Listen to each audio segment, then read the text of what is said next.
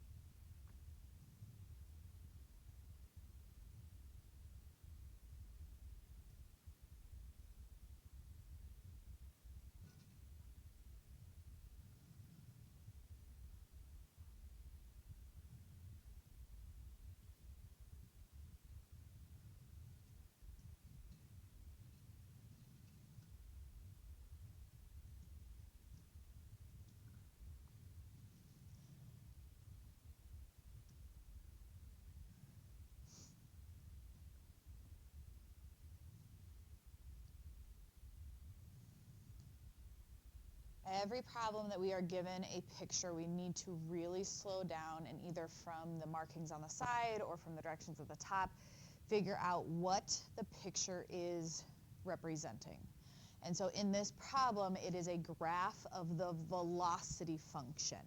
Okay, and we have to remember what velocity tells us about our position function, and it's talking about this is the velocity function of a particle moving along our x-axis. So we're still kind of focusing on that whole particle moving along our x-axis thing. It does give us a little bit of initial conditions. Here it says the particle starts at x equals 5 when time equals 0. That is an initial condition on your position, right? It's not saying the velocity is anything. It's just saying that your particle is located at 5 at time equals 0. Okay, so remember that when looking at the velocity function, the area under the curve is totaling up your change in position, right? So if we were to look at how far does our particle move from 0 to time equals 2, it would be how much area is under our velocity curve, right? So if I were to do that, we don't know the function, but I know the shapes. And so I can rely on my geometry and find the area of those shapes using our area formulas. So this first one is just a triangle. Area of a triangle, 1/2 base times height. So our base is 2, our height is 3. And again, the area is going to be representing then how far my particle moves during that time. My next shape is a trapezoid. And remember, with your trapezoids, we do have a formula for the area of a trapezoid, but if we panic, we can always break it into like triangles and a rectangle. So you don't have to remember your area formula. Also, a reminder on the area formula of your trapezoid that the height refers to the distance between our bases, which would be a vertical height on this one, right? So our height is going to be a height of 5. And then your two bases from 2 to 6 is a base of 4, and from 3 to 5 would be a base of 2. And that anytime my velocity function is above the x-axis or positive, that means my particle is moving to the right or forward, right?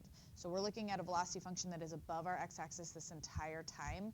So for all of this, our particle should be moving to the right. So as I go to do this, which means they're both going to turn out to be positive numbers here, 1/2 times 2 times 3, it looks like we're going to move 3 during that time. 1/2 times 5 times 4 plus 2 would be, what, 6, 3, 15? Okay, So for this first question, find where the particle is at the end of the trip. We're going to say 6. Time equals 6 is the end of our trip. Tell me why 18 is not the correct answer for this. Because it started at 5, right? It started at 5, and so we're adding up how much it moved, but it also started all the way over at 5, and then moved 3 to the right, and then moved 15 more to the right for a ending location of 23. Now, I think we kind of, through that conversation, answer the second question that's up there, right? Find the total distance traveled by the particle. How far did our particle travel? 18, right? This is the traveling part of it. This is just where it started. So it traveled a distance of 18 from time equals 0 to time equals 6. Okay? Any questions on that?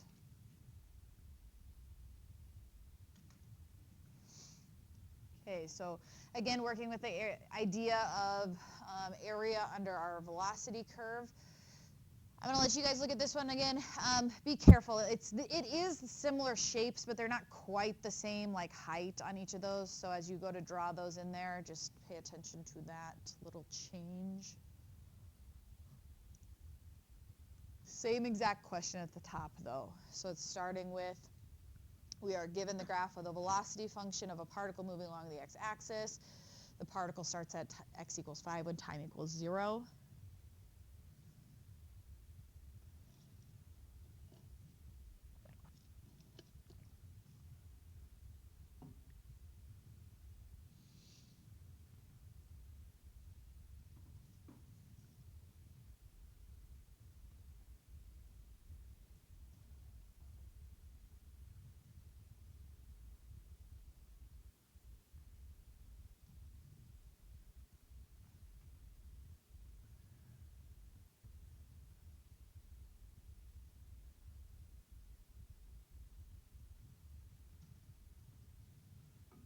Okay, so what's the big difference between this one and the one we just did?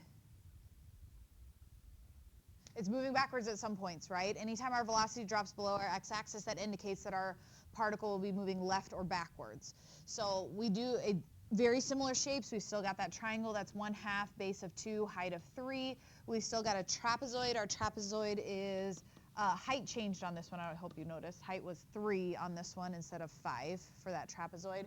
But their bases are still 4 and 2. But this is moving backwards. So as we talk about our particle moving, I would subtract that one, right? Our particle still started at 5, moved to the right 3, and then moved to the left 9, which means at the end of those 6 seconds, where's our particle sitting? -1. Okay, and then again, careful how they're asking this question. Find the total distance traveled by the particle. Well, what's our total distance traveled on this one? What do you think? 6? -6? I'm not liking an answer yet. Uh-oh. What? 12? It's 12. Okay, now we got to figure out where that's coming from. Okay, when is it traveling? Of those numbers up there, it's traveling. It's not traveling here. It's traveling here. It's traveling here. But traveling, total distance is positive. It's just like our trip to Gretna and then up to Elkhorn High, right?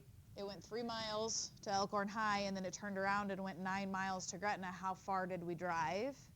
We drove 12 miles, right? So total distance, you're not ever going to be subtracting. All of our distances are positive. Questions on that? Okay. One of the things we're going to work on, and like I said, on our last test, it's becoming very apparent that a big focus of ours needs to be organization of our thoughts as we are doing our problems, working on correctly communicating our understanding of the material via what we write down as we set up and solve our problems, and continuing to work on those free response questions. So we're going to do that here for a few minutes. I don't have one. We're a little bit different. I don't have it to hand to you. It's up on the board. But this is a free response question from the 2004 calculator section. So I'm going to give you 10 minutes here to work on this question, and then we're going to go through it, and then we're going to score it. And I want you to keep, what I want you to do is in your notes as you are doing this problem, I want you to practice organizing your thoughts and showing it how it should be shown on an AP exam, that I am correctly setting up my integrals, that I am labeling my answers, and not just chicken scratch and magical answer numbers appearing at the bottom of my page, okay? So I'll read this with you and then give you 10 minutes to work on it, and then we will talk about each of the problems and then go through our scoring guide and see how we did, okay? So traffic flow is defined as the rate at which cars pass through an intersection, measured in cars per minute. The traffic flow at a particular intersection is given by f of t equals 82 minus 4 sine of t over 2, for 0 is less than or equal to t is less than or equal to 30. And then you're going to answer questions A, B, C, and D. I will give you 10 minutes to work on that, and then we will get back together.